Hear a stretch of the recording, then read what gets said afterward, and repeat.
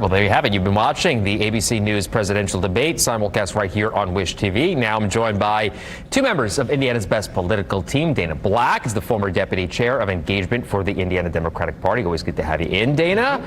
Tom John, former Marion County Republican chair. News 8's government reporter Garrett Berquist also here as well. Let's get right to it, guys. We don't have a lot of time. Dana, we'll start with you. Who won tonight?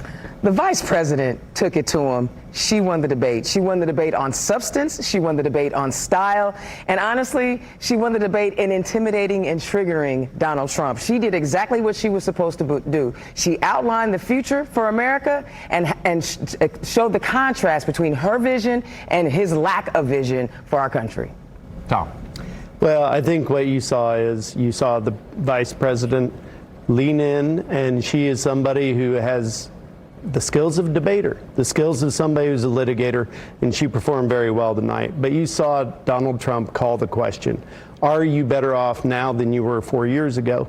And I think if he can carry that message, that's a message that's important going forward. And I think he's speaking to the voters out there that don't feel like they are as well off. Well, Garrett, I know you've been pretty busy watching this as well, and also plucking some sound bites for us that you want to kind of dive into, right?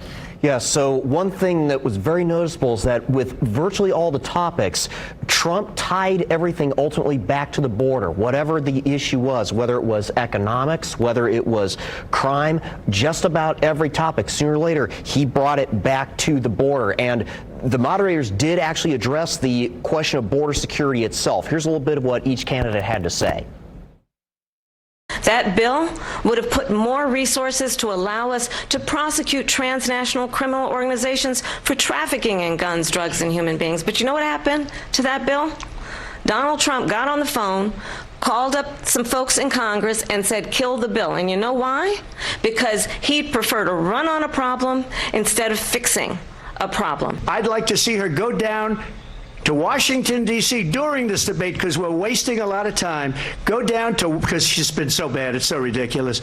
Go down to Washington, D.C. and let her sign a bill to close up the border, because they have the right to do it. They don't need bills. They have the right to do it. The President of the United States, you'll get him out of bed, you'll wake him up at 4 o'clock in the afternoon, you'll say, come on down to the office, let's sign a bill.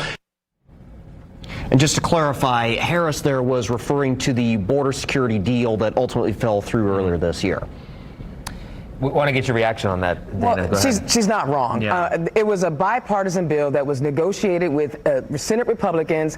It was the strongest border bill that anyone had introduced in a very long time. And when Trump saw that there was going to be a solution to the border problem, he called Mike Johnson up, the Speaker of the House, and said, kill this bill. And there are Republicans now who are extremely upset that we were going to solve the problem, but Trump would rather run on the problem, as the vice president noted, versus actually solving problems. I did see Byron Donaldson, Tom, kind of list a number of reasons why he was against it. Your response to all of it, you saw it right there. Well, I mean, what I saw right there is obviously we've heard the reporting on the bill previously and what it may have been to have been denied.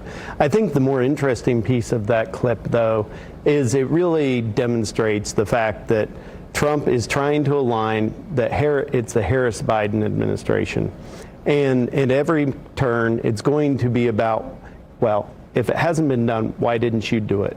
And it's going to be trying to tie Harris to the near historic unpopularity of President Biden at this time, and that'll be a key part of the campaign coming into the fall. But if we're talking about what has and what hasn't been done, Trump tried to allude to the fact that it's the worst economy. Actually, our economy is the envy of the world because of the Biden-Harris administration. He talked about how manufacturing has left the United States, but that's not true. With the Chips and Science Acts, there is more manufacturing coming back into the United States. The infrastructure bill. So, yeah, we can tie it back to the Biden-Harris administration because there's a lot of successes there as well. Well, you look at polling, though, and CNN was speaking earlier tonight. I saw they had a poll where, 2/3 of the population in the United States believes that inflation's a problem, the economy is failing. Regardless of what you might say that the Biden administration's saying, the fact is people vote how they feel, and they don't feel the economy is actually operating at a peak level right now.